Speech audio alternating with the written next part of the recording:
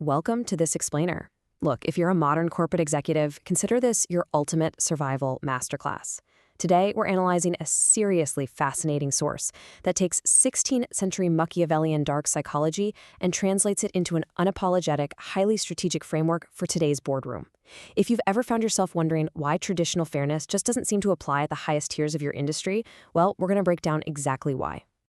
We've got 5 core modules to get through today. We're moving from shattering the corporate illusion, looking at fear versus love, balancing the lion and the fox, executing strategic cruelty, and finally dominating the modern market. Let's dive right in. Module 1, Shattering the Corporate Illusion and Leaving Your Incense at the Door. There's this massive disconnect between what we're taught and how the business world actually operates. The text argues that a lot of executives are operating under this total illusion of fairness. They believe that if you're just a good, honest person, the market's naturally going to reward you. But the reality? The reality is that the market runs on power, perception, and calculated fear. Just hoping things will work out fairly is a fatal flaw, especially when your competitors are actively weaponizing your emotions against you. The source drops this absolutely brutal quote: "Those who try to be good all the time are ruined among those who are not." Basically, if your strategy is just pure, predictable transparency, you make yourself an incredibly easy target. The text points out a really dark corporate truth here. True power often sits in neutrality. When two of your competitors are busy tearing each other apart, it's usually the quiet, calculating third party, which should be you, that ends up profiting from the fallout. All right, on to Module 2, Fear versus Love in Leadership and the Reliability of Consequence. So we hit the classic leadership dilemma, right? Is it better to be loved or feared? Well, the text is pretty uncompromising here. It states that love is fundamentally unreliable because it relies entirely on human gratitude. And let's be honest, gratitude is an emotion that's easily tossed aside for even a tiny personal profit or quick promotion. Fear, on the other hand, which the text clinically defines as the absolute certainty of consequences, rarely ever fails. An employee might forget a favor you did for them yesterday, but they will never forget a loss. But hold up, because there is a huge warning here. You can't just cross the line into sheer tyranny. A modern CEO has to establish unavoidable consequences, for sure, but you must avoid generating outright hatred. Why? Because hatred breeds quiet mutiny. If your team genuinely despises you, they're going to unify in the shadows and just wait for the absolute worst moment to strike. You have to enforce boundaries without building a legion of enemies. So how do you actually pull that off? Well, you secure your spot in the respect books, not the good books.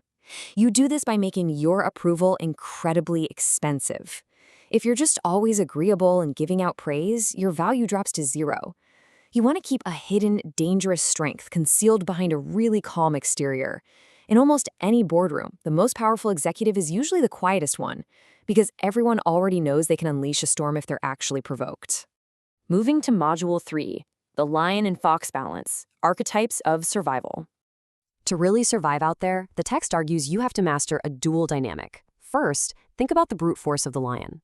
It acts as a massive deterrent to competitors, but the problem is, a lion is completely blind to subtle corporate traps. Then, you have the cunning of the fox.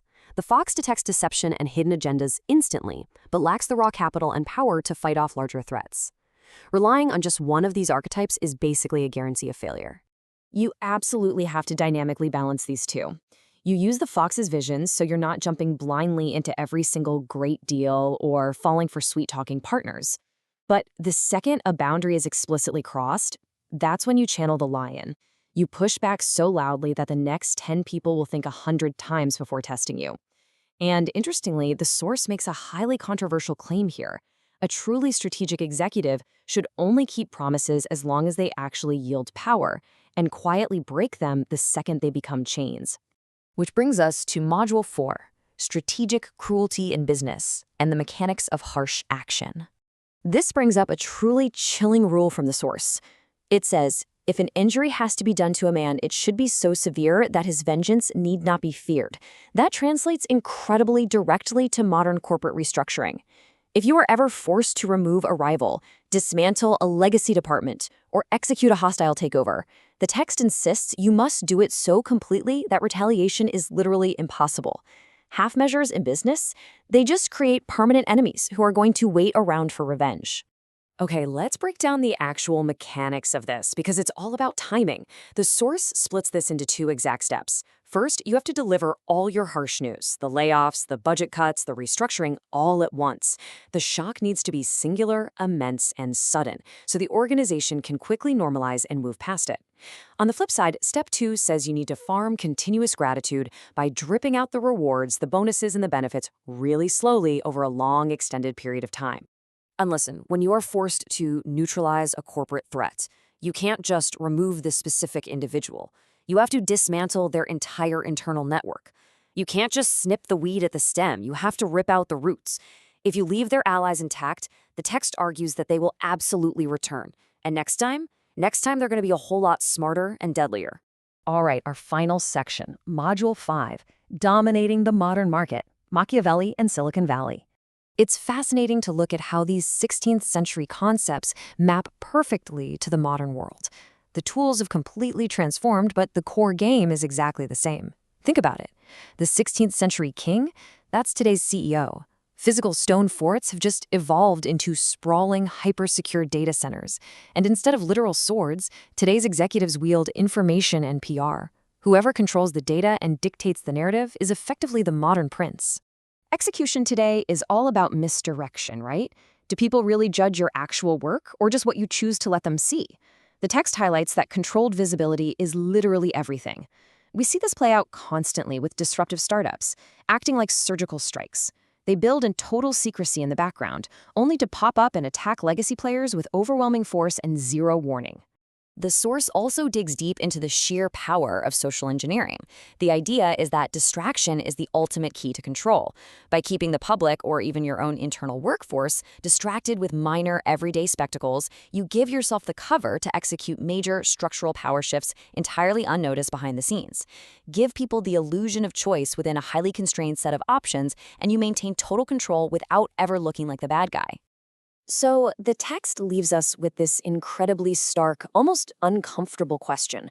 You have to look at your own industry, your own career, and ask yourself honestly, are you the player actively writing the rules, or are you just a pawn moving along to someone else's strategy? In this framework, playing innocent isn't just naive, it's a massive liability. Information really is the ultimate currency. Thanks for joining me for this explainer. Keep the balance of the lion and the fox in mind. Stay incredibly sharp out there. And remember, what exactly is hiding just beneath